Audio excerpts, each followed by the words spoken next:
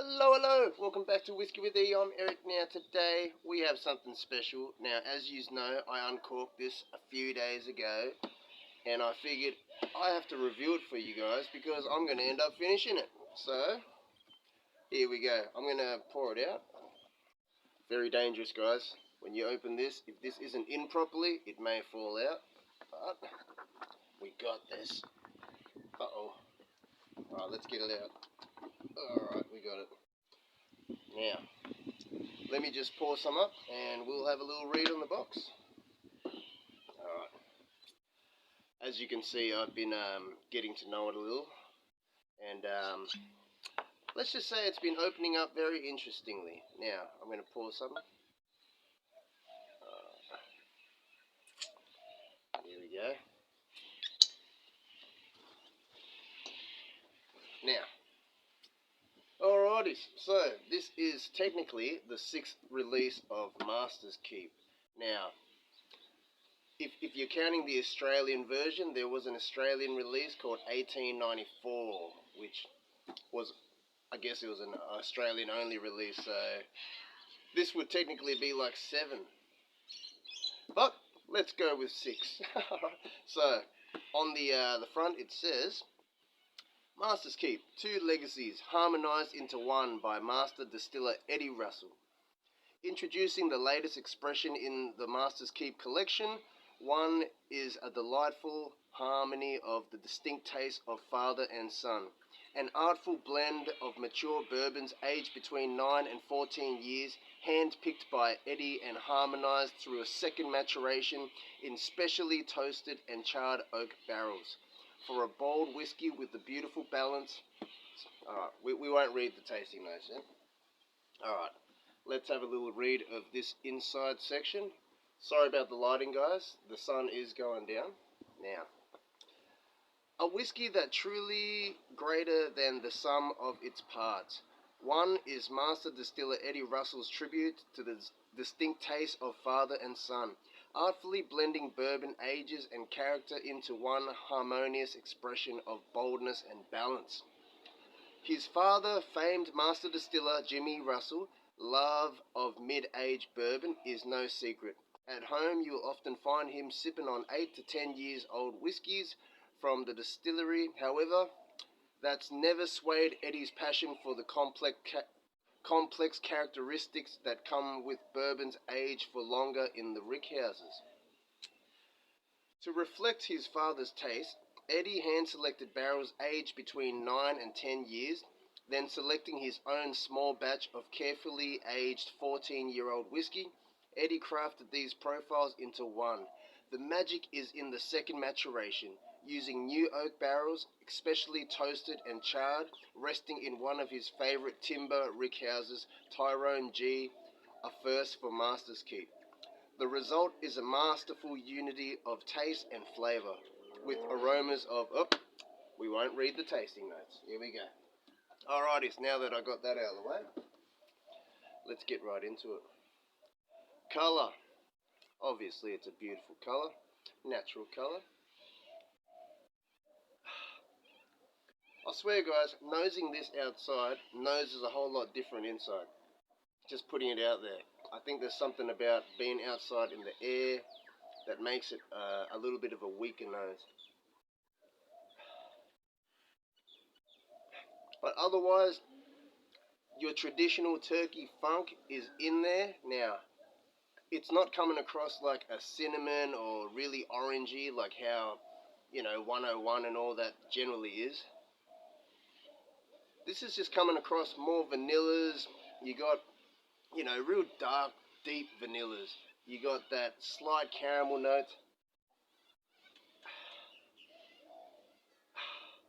But there is a toasted element to this, so, you might even say it's like, it's not marshmallows, no. Like slight butterscotch. Yep, so pretty much you're just getting all that toasted element. So when I say toasted element, it comes across like aged turkey or like something smoky, or let's just say it's an interesting nose. I mean, when I first opened this bottle, there was some spicy edges to it. Now that it's hit this point, now that we've come halfway, I've noticed the flavours have become a lot rounded. But I'm going to see how this glass goes and let you all know, eh? Let me know in the comments if you have tried Master's Keep 1. What do you think of it? Did you like it more when you first cracked the bottle, or did you start to enjoy it more when it opened up? I'm trying to debate this right now, but yeah, so that smoky element, it is like pretty much the burning of the inside of the barrel, you know, like it's really oaky. It almost heads towards really aged turkey, you know, that real oaky presence. But otherwise, it's a beautiful balance of sweet and oak. So anyways, without further ado, I'm just going to get right into it. I don't want this to go for too long. Cheers, everyone.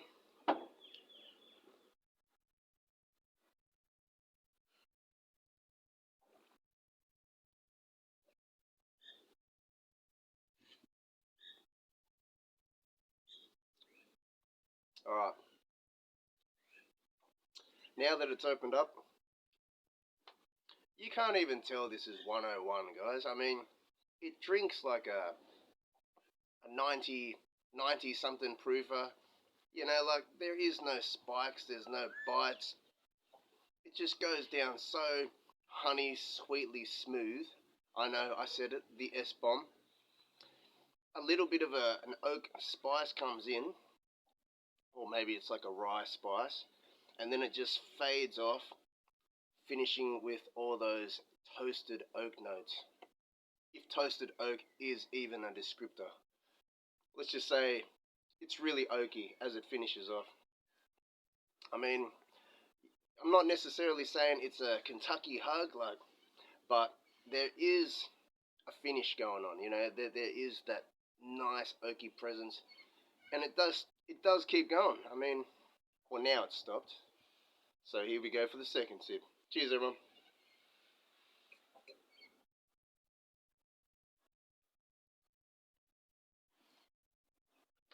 Second sip, even more approachable. Now that spicy element is not even there anymore. Oh my goodness. This is the problem that I had with this particular release. Now, I've had this, the 17 year. This was good. This was one of my favorites of 2020. I've tried decades. I enjoyed decades. But something about this one,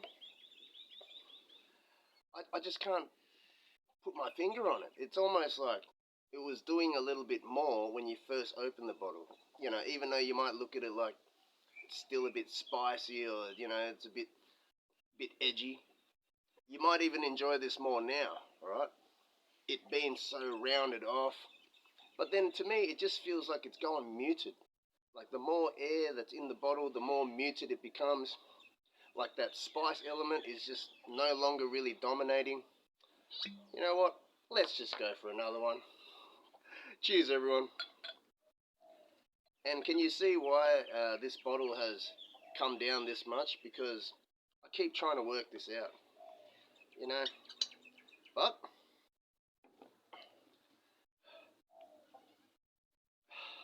yeah, let's just say when I nose this inside, it comes across more deep, more dark, you know, more rich in that vanilla, you know, like actual vanilla beans, or dark fruity notes of, not really fruity, I guess. It's just heading towards more caramel, or like a butterscotchy note, but not even that butterscotchy, guys. I mean, like like everyone seems to pick out this butterscotch note with this one. And if you guys have tried the Austrian rum Stro, now if you know that, that is butterscotch. So when I'm trying to picture butterscotch, that's what I'm picturing. So this to me is, you have to dig for that butterscotch. It's really hidden under all that deep vanillas, all that rich oak. It's just so oaky, so toasted oaky. But otherwise, guys, I mean, this bottle here in Australia is $300. Now, is it worth $300? That can be debated, because to be honest, I paid $2.50 for the 17-year bottled in bond. Now, I'd rather pay that. This, I mean, between 9 to 14 years, you know, it's a hard one, guys. I mean, the 13-year-old still is reserved. Now, that's $100 to $150. I'm going to put this up against that and go blind and see who wins. But at the moment, let's just say, do I appreciate this? Yes, I don't mind it, because I'm a turkey fan. If you are a wild turkey fan, you're going to want to try, even though it might be costly and, you know, even though it might let you down. But either way, you're going to appreciate those oaky flavors, you know. It just reminds you of a nice high-aged turkey. That's all I've got to say.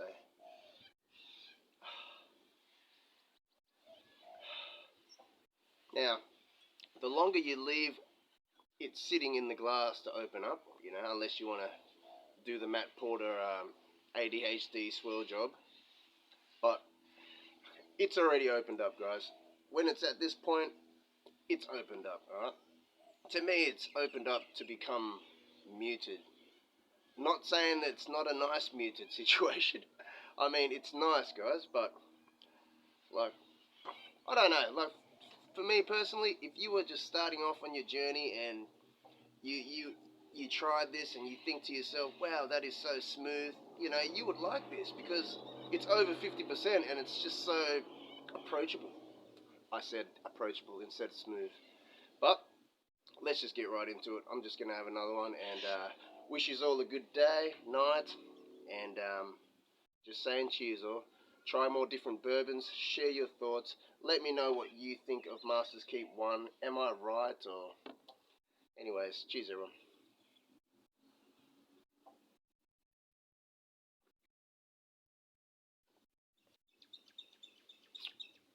Mm.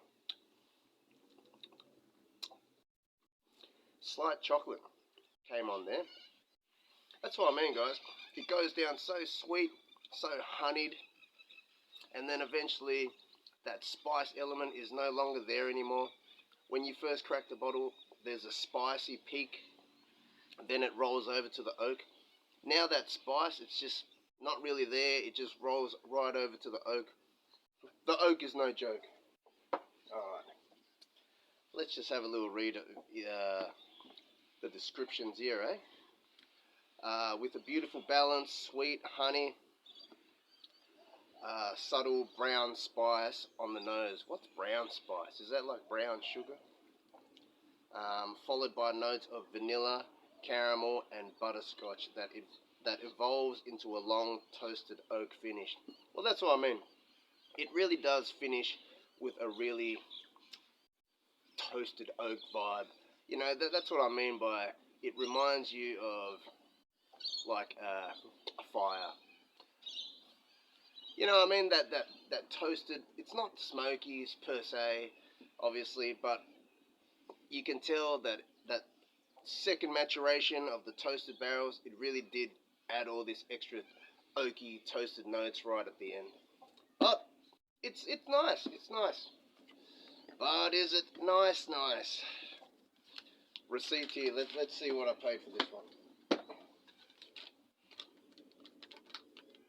Alright, man. See the price here, guys? $2.99. $300, like I said. But anyways, I'm gonna go. This video is gonna go for too long. Much love to you all. I'll catch you all next time. The sun is going down. Here, let me show you the views. With each sip you have, it just gets more approachable, just more sweet.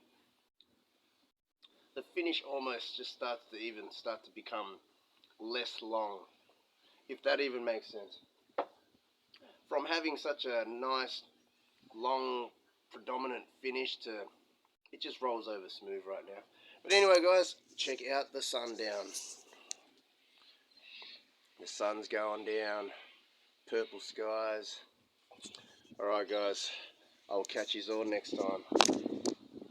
Peace out.